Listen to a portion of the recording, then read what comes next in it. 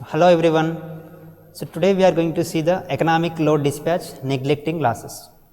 So economic load dispatch means by considering the economic aspects of the power generating station, we are going to distribute the loads among the different generators. So here we are not considering any losses because we are not generating the power to transmit from different locations. We are only generating the power at the locations wherever we are requiring, and we are only just distributing the load among that different load centers at that particular generating station or nearby the generating station only. So that's why we are not considering the transmission line losses. So we are neglecting the losses. So here in normal, if we see the power balance equation, that is power generated which is equal to power demand plus power losses. So whatever the power generated, that must be equals to the power demand plus power losses. This is normal equation, but here we are not considering this power losses. So we are not considering the power losses means the power generated must be equal to the power demand. So that is what we are calling as equality constraint. Equality constraint. So here if I am saying that the power generation in, let us consider that particular generating station, that is summation I is equal to 1 to k PGI, which is greater than or equal to power demand.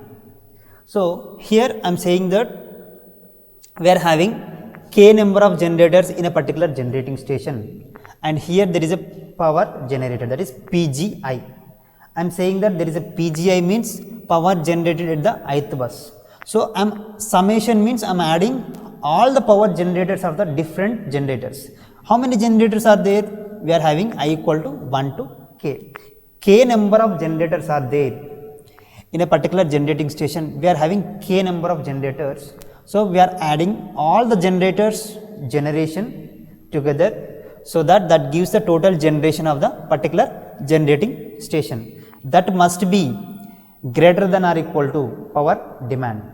So here the power demand is which is the demand which is demand by the load. The load side, whatever the demand is, that is power demand. That must be great. Here generation must be greater than the power demand, or which is equals to the demand. So that is what we are saying as a equation.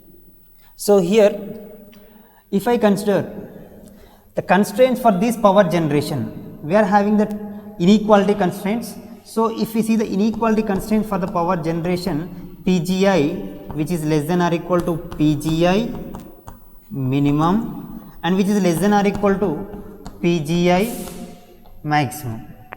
So here we are having PGI minimum and which is less than or equal to PGI, which is less than or equal to PGI max. So here maximum and minimum generation is there for the particular generating station. Okay, so you need to generate the power not less than this minimum value, and you should not generate the power more than this value, because we are not able to generate the more than this power because our rating of the machine is PGI maximum only. So our generator rating is PGI maximum. How much generator can able to generate, that is PGI maximum, and here it is PGI minimum is you have to generate the minimum value of the power generator when you switch on the generator, because if you generate lesser than this value, it is very much uneconomical. The cost is going to be very high, and the efficiency of the machine is going to be very less when you generate lesser than this value. Okay, so here PGI minimum which is less than or equal to PGI, which is less than or equal to PGI max. Our power generation must be between these values only. Then only it is going to be economical, and also it is having the higher efficiency. So if I consider the cost equation, so that is CI of PGI. Why I am saying this CI of PGI means C is the total cost. Let us consider the C as the total cost. C is equal to CI PGI. That is, the cost of the ith generator is depends upon the power generated at the ith bus. The cost at the ith bus or ith generator is depends upon the cost of the generator or power generated at the ith bus, because the cost includes fuel cost, maintenance cost, and labor cost and employee salaries, and there are many more other which are components which requires in the cost. So that means all together they are considering maintenance cost, labor cost and fuel cost and salaries of the employees there. So these constraints are going to be considered here as a cost, so that CI of PGI, the cost is going to be depends upon the power generated. So that's why I am considering this cost equation as CI of PGI. So as we know that this CI of PGI is nothing but what? The equation we know, CI of PGI.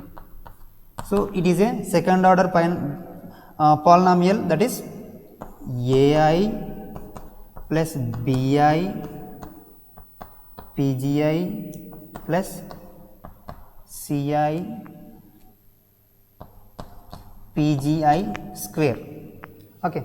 So this is what the second order polynomial of the cost equation. As we know that if I draw the cost curve, that is incremental cost curve, it is a non-linear one. Okay. So if I draw the cost curve, as we have already seen this cost curve, so this is what your cost curve. So it is a non-linear one. So here the minimum generation, it is minimum megawatts, here it is maximum megawatts. This is what the power output we are considering on the x-axis, and y-axis we are considering incremental fuel cost. So if I consider the incremental fuel cost on the y-axis and on the x-axis I am considering a power output, then our minimum generation is this one, maximum is here. So that is, it is a non-linear one. So your cost curve equation is a non-linear one. We have to consider this non-linear cost curve equation and we have to minimize this cost equation. So this cost equation must be minimized, that is cost function is going to be minimized. It is a non-linear one. So you have to consider the non-linear optimization techniques. So you have to perform the non-linear optimization technique. So what is that non-linear optimization technique means? Just remember or recall the intermediate functions. So in the intermediate level you have got this, let us take a function f of x. So if you are having the f of x is a function, so you have to get the minimum and maximum values of this function. So how to get the minimum and maximum values of this function means f of x, then you have to perform the differentiation of that f dash of x. So by considering this f dash of x is equal to 0, so just if I take f dash of x is equal to 0, then you are going to get the two values, or if it is a second order system you are going to get the values for that. So if I substitute these values of x, in the double differentiation, that is f double dash of x, then if this f double dash of x value is positive value, if this f double dash of x value is positive value, then we can say that the function is a minimum. At that particular value it is a minimum. And if it is negative value, that is f double dash of x value is negative, then what I am saying is that is a maximum at that particular value of x. Okay. So this is what the general optimization technique. So this general optimization technique we are going to consider in the economic dispatch neglecting losses. So here in the operation of this we are going to consider the Lagrangian method. So it is a non-linear technique, non-linear optimization technique. In that we are going to consider the Lagrangian method. So what is that Lagrangian method and Lagrangian equation we are going to write here. Okay. So here we are having the power equation, that is summation I equal to 1 to k PGI minus PD, which is equal to 0. It is what we are saying as equality constraint. It is a equality constraints. By considering the equality constraints, that is summation I is equal to 1 to k PGI minus PD is equal to 0. So this is what the equality constraint, and then just consider the Lagrangian multiplier, that is L as a Lagrangian, and then that is L is equal to summation I equal to 1 to k Ci of Pgi minus lambda into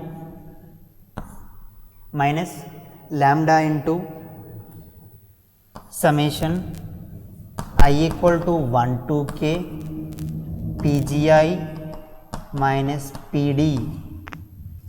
So this is what the Lagrangian equation, that is L, which is equal to summation I equal to 1 to k Ci of Pgi minus lambda into I equal to 1 to k Pgi minus Pd. Okay. So here we are having the equation of Lagrangian, and then we are going to minimize this Lagrangian equation by considering the differentiation of that. So here if I consider the dou L by dou Pgi, I am going to differentiate partially with respect to the Pgi, because the Pgi is a variable here, because our cost equation, our cost depends upon the power generated at the ith bus or ith generator. So here the power generated at the ith bus is a variable, so I am differentiating that Lagrangian with respect to the power generated, that is Pgi. So if I consider that, in order to minimize the function, as we know that f dash of x you have to consider, and that means you have to perform the differentiation of the Lagrangian and you should equate to 0. Okay. So if I equate to 0, then you are going to get some here differentiation of dci by dpgi. So this is a dci by dpgi minus lambda into differentiation of Pgi with respect to the Pgi, it is 1, and differentiation of the Pd, Pd is a constant one because the load demand is different from the power generated. Okay. Load demand is demand by the load at the generator, but it is not depends upon the generator. Okay.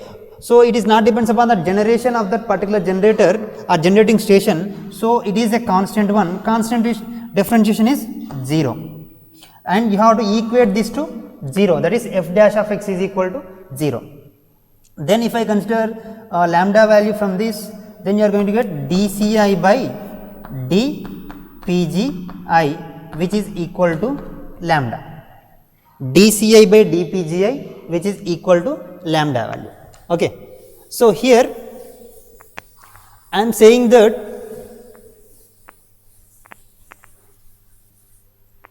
so dci by dpgi, which is equal to lambda, and dci by dpgi means it is a cost at the ith bus with respect to the Pgi, ith generator. So that is equal to the lambda. So if I consider the individual generators, so the cost differentiation, that is this equation, that is called as incremental fuel cost.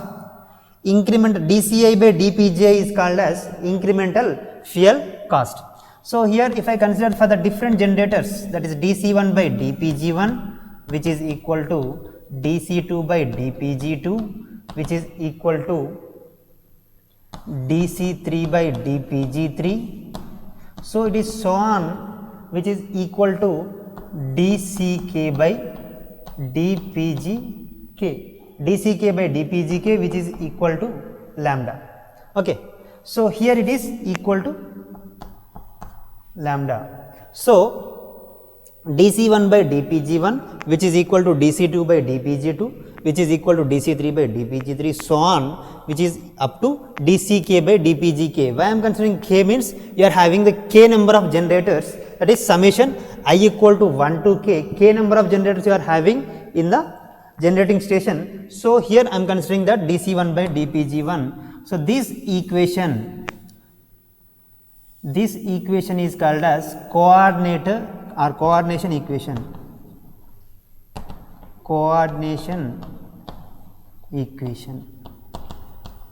So this equation is called as coordination equation of the generating station. Okay. So, now we will see the algorithm for this. So, if you see the algorithm here, so here we are having the algorithm means first assume, let us assume the value of lambda which is equal to lambda naught. So, let us assume first the value of lambda is equal to lambda naught such that, so this lambda value is nothing but it is a Lagrangian multiplier.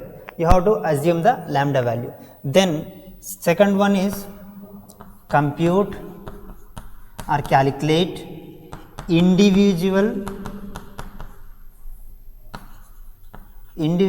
generations. So, here individual generations are nothing but PGI, that is D. So, PGI is nothing but the individual generations at the different buses, that is I am considering as DC1 by DPG1 and DC2 by DPG2 by calculating the cost of the different generators. So, DC3 by DPG3, so on DCK by DPGK, and also you have to calculate the individual generation, that is PG1, PG2, PG3, so on. So, PG1, PG2, so on PGK, where K is the number of generators. So, how many number of generators are there? Nothing but K number of generators are there. Next, third one, check the condition. You have to check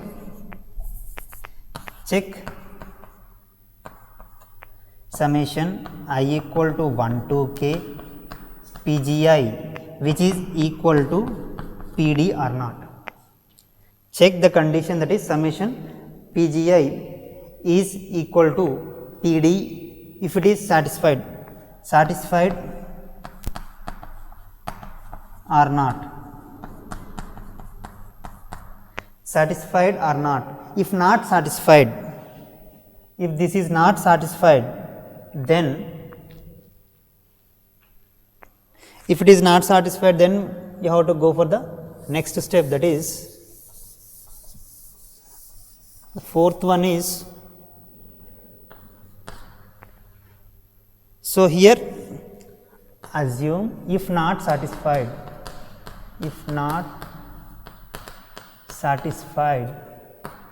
assume another value of lambda, that is lambda is equal to lambda dash such that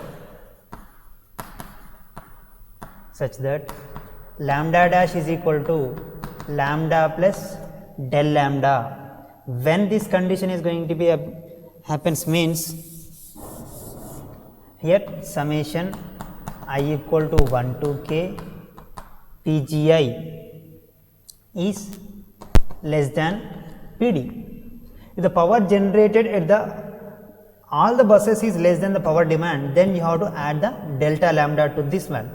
So, another one is lambda minus del lambda, that is I equal to 1 to K PGI which is greater than PD. If the power generated at all the buses which is more than the power demand, then this lambda minus del lambda you have to perform.